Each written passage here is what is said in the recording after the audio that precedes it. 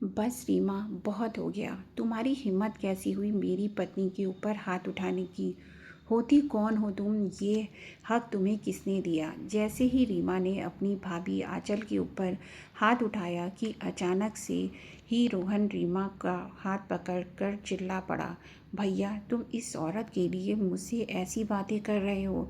खबरदार रीमा, जो तुमने अब आंचल के बारे में एक और शब्द भी कहा तो ये पत्नी है मेरी, कोई ऐरी गैरी नहीं। आज सुबह सुबह ही रीमा बड़ी ही जल्दीबाजी में हड़बड़ाते हुए ससुराल से मायके आई और घर में आते ही सबसे पहले अपनी माँ विमला जी के पास जाकर बोली, माँ कहाँ है तुम्हारी बहू? पानी पी ले। बुलाओ उसे। नहीं माँ, बेटी को आपको घबराया पता है हुआ ना, पसीने मेरे से पास लथपथ बिल्कुल देख टाइम है विमला नहीं। जी ने पानी कहा, पीने अरे का रुक जा तो रीमा, बात ही दूर है। इतनी भी आप क्या बस जल्दी जल्दी है से बेटा? अपनी बहू को थोड़ी बुला दो। सांस ले ले, मैं बड़ी मुश्किल से टाइम निकल कर आई हूँ। रीमा की जल्दबाजी देख विमला जी ने आंचल को आवाज़ दी, आंचल बहू आजा, देख तुम्हारी ननद आई है।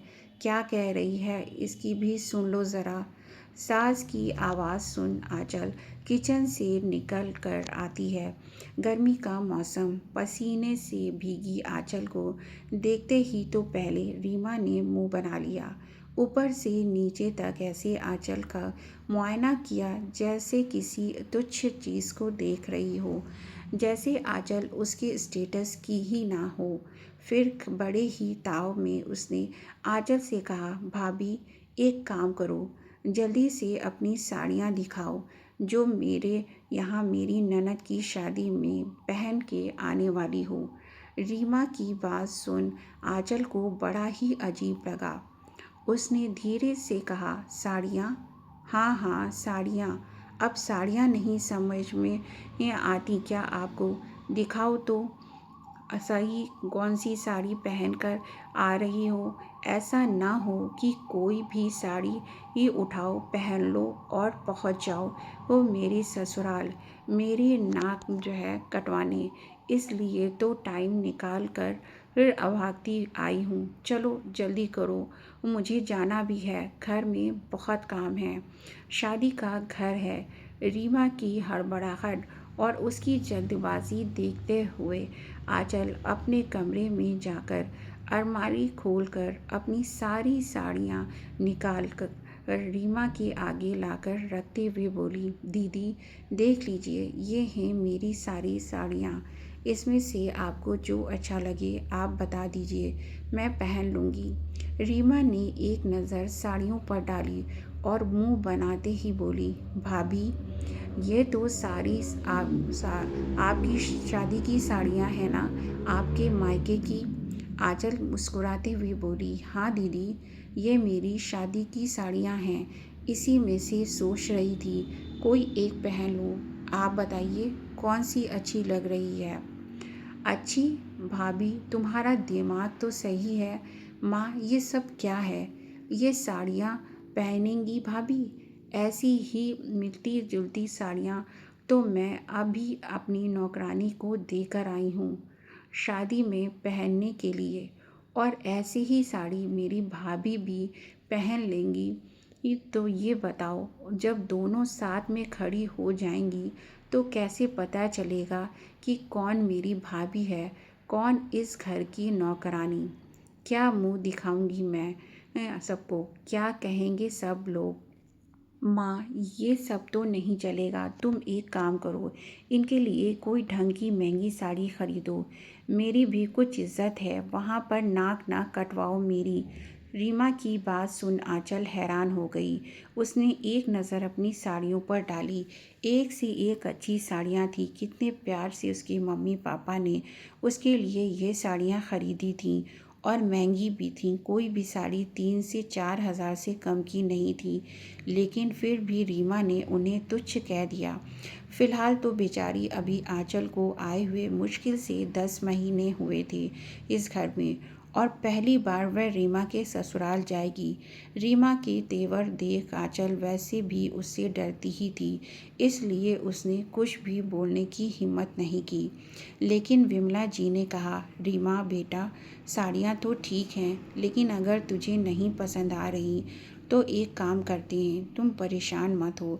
इतनी जल्दी नई साड़ियाँ तैयार करना तो मुश्किल है, लेकिन आंचल हाँ, के मायके बहू वालों किराए की की साड़ी पहन बेइज्जती करते लेगी, हुए तो चिंता और मत कर। उसकी मम्मी मैं कोई पापा अच्छी की सी प्यार महंगी से वाली साड़ी खरीदी हुई किराए पर साड़ियों ले को लूँगी नीचे फेंक एक दिया। दिन के लिए। आंचल का अब तो खून खुश खौल है उठा। ना?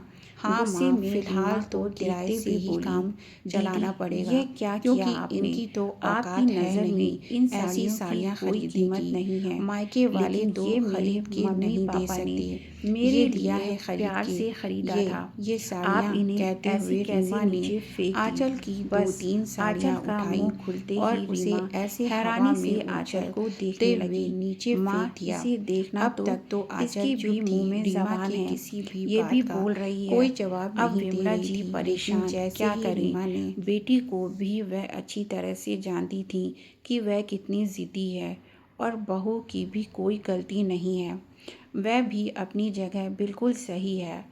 विमला जी ने बात को संभालते हुए कहा, अरे बेटा छोड़ ना तू, चल अब फैसला हो गया ना कि बहू किराए की साड़ी पहन लेगी। तू चल कुछ खा पी ले। अरे नहीं माँ, ऐसे कैसे, देखा नहीं आपने इसके तेवर। अरे वो तो मैं आपके कहने पर इसे बुलाने के लिए तैयार हो गई, नहीं तो मैं तो इसे बुलाने वाली भी नहीं थी। शक्ल ना सूरत, ऊपर से ये सितारों से भरी साड़ियाँ पहनकर आ जाएगी यहाँ तो महफिल महारानी जमाने। के तेवर अरे ही मैं तो बदले हैं। तुम्हारी इज्जत एक काम और करो, अपने रहने मायके की ही दो इज्जत माँ। बचाने मैं की पहले खातिर भी यहाँ मना पर कर आई रही थी थी, कि आज चल भी कर बोल रही देख लूँ हूँ। कि मुझे बस महारानी मेरे कोई भाई ढंग से की साड़ी मतलब है। पहनकर आ मेरा जाए। भाई शादी में आ लेकिन जाएगा तो मेरी इज्जत वैसे ही बढ़ जाएगी, इन्हें तो रहने ही दो। अरे नहीं बेटा, कैसी बातें कर रही हो, शादी का घर है, कितने काम होते हैं, बहू रहेगी तो तुम्हारी भी कुछ काम में मदद तो हो ही जाएगी ना। माँ, आपको क्या लगता है मुझे मेरी ससुराल में काम करना पड़ता है? माँ, मेरे ससुराल में इतने नौकर चाकर पड़े हैं कि मुझे किसी की ज़रूरत नहीं है, वह तो आपके कहने पर बस मैं यहाँ चली आई, कहते हुए गुस्से में आंचल को घूरने लगी। रीमा की हरकतों से आंचल की आंखों में आंसू ज़रूर थे, लेकिन वह भी रीमा की ही तरह गुस्से में दहक रही थी, क्योंकि इतनी बेइज्जती उसने भी अपनी पूरी ज़िंदगी में कभी नहीं सही। जीतने की रीमा ने आज कर दी। आंखों में आंसू लिए अपनी साड़ियों को उठाते हुए आंचल ने कहा, दीदी अब तक मैं चुप थी, कुछ भी नहीं कह रही थी, इसलिए क्योंकि ये मेरे माँ बाप के संस्कार थे। मेरे माँ बाप ने मुझे सिखाया था कि ससुराल में सास और ननद का बर्दाश्त करना पड़ता है, लेकिन साथ ही ये भी सिखाया था कि बर्दाश्त करने की भी एक हद है। जहाँ बात आत्मसम्मान की आ जाए, वहाँ बर्दाश्त करना मतलब खुद को नीचे गिराना होता है।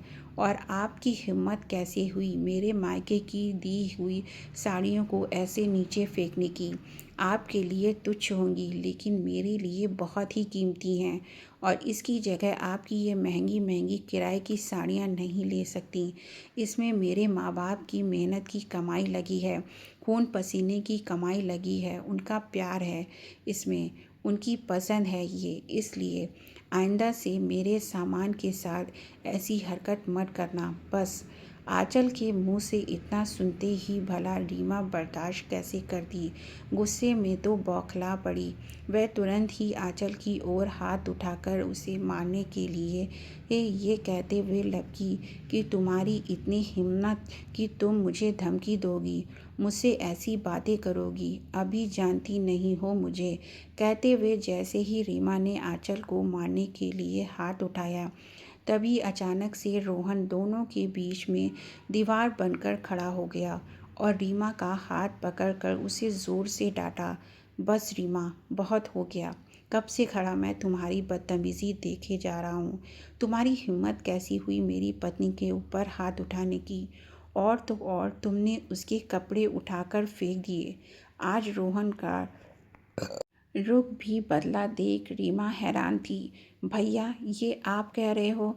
आप मुझे इस लड़की के लिए अपनी बहन से ऐसी बातें कर रहे हो? शुक्र मनाओ कि अभी तक बातें ही कर रहा हूँ, नहीं तो थप्पड़ के बदले थप्पड़ लगाना मुझे भी आता है, और रही बात इस लड़की की, तो ये कोई ऐसी वैसी लड़की नहीं है, मेरी पत्नी है, इस घर की बहू है। और शादी के समय मैंने इसे वादा किया था कि इसका इज्जत मान सम्मान की रक्षा करूँगा। लेकिन जिस घर में मेरी पत्नी की ही इज्जत ना हो, उसका ही मान सम्मान ना हो, उस घर में मेरी पत्नी तो क्या, मैं भी पूरी ज़िंदगी में कभी कदम नहीं रखने वाला। तुम्हें क्या लगता है कि तुम आंचल को जलील करके चली जाओगी, उसकी बेइज्जती करके चली जाओगी, तो मैं तुम्हारी इज्जत बढ़ाने तुम्हारे ससुराल आऊँगा, तुम्हारे ऊपर पैसे लुटाऊँगा? बिल्कुल भी नहीं। भूल जाओ वह सपना। जैसा करोगी वैसा ही पाओगी। कहते हुए रोहन आंचल का हाथ पकड़ उसे लेकर कमरे में चला गया। आंचल पति के पीछे पीछे आंखों में आंसू लिए रोते हुए जा रही थी। अब उसे रीमा की बातों का बुरा नहीं लग रहा था, क्योंकि अब उसका साथ देने वाला उसका पति उसके साथ खड़ा था। और इधर रीमा चुपचाप से वापस अपने ससुराल चली गई।